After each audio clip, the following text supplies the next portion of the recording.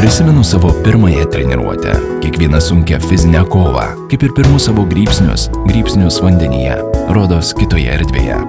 Ir štai dabar, stovint prie bokštelio, suprantu savo trenerio norą išugdyti mane sportininku, paruošti mane ne tik varžyboms, bet ir gyvenimui, į kurį aš plaukiu.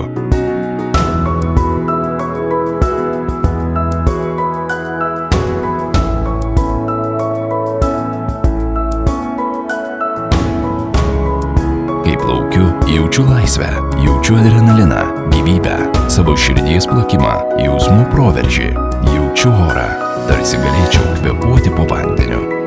Vanduo yra mano gyvenimo stichija.